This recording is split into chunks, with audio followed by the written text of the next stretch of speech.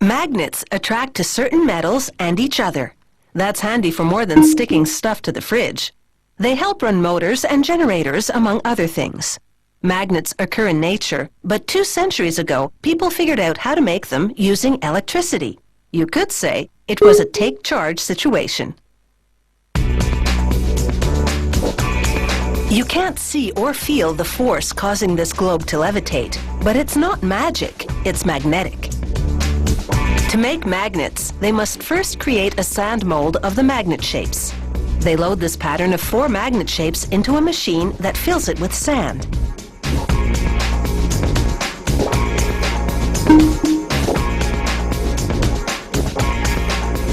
They remove the pattern and smooth the surface, dimpled by the machine's lid. Then it's back inside, but this time, the machine pumps in gases to chemically harden the sand. It takes just seconds to solidify. They lift out the sand slab, revealing the impression of the magnet pattern. It's now a mold. Magnets come in many shapes and sizes, as do their molds. Now they're ready to mold the magnet shapes. They take copper, cobalt, sulfur, nickel, pure iron, aluminum, and titanium. They load all these metals into an electrical induction furnace. It generates a pulsating electromagnetic field that heats to more than 1600 degrees Celsius, melting everything into a molten soup.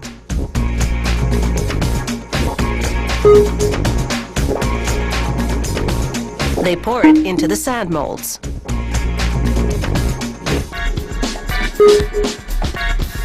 The molds burst into flames because the gases that harden the sand are highly flammable. They slide the blazing molds to another part of the foundry and knock them to the floor.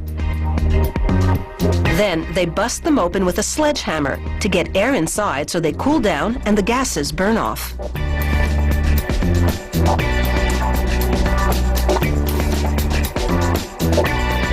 They shovel everything into a bin and sort the metal shapes from the sand chunks using, what else? A magnet.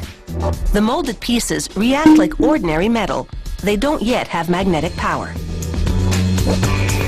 Some are shaped like rings. Threaded onto a copper pipe, they'll be used in electric motors. They place the ring-covered pipe in a much larger tube. Then they center it by packing silica sand tightly around it. The sand will hold the rings in position during the next step.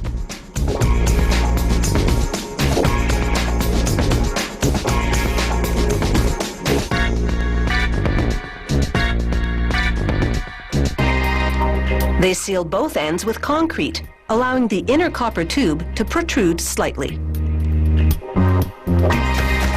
Then it's into another electrical furnace. It heats the tube full of magnet shapes until it's red hot.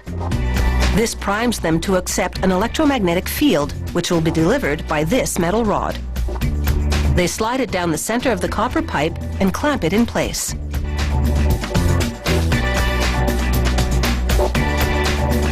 Water keeps the pipe from melting as they deliver a low-voltage, high-current charge in a cylindrical formation, important for motor magnets. They break open the seal. The process has left the ring shapes mildly magnetized, but most importantly, it's oriented the magnetic field properly. They grind away any rough edges.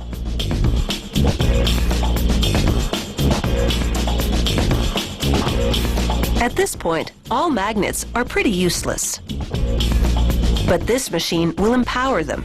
It delivers an electromagnetic charge to the metal, which magnetizes it.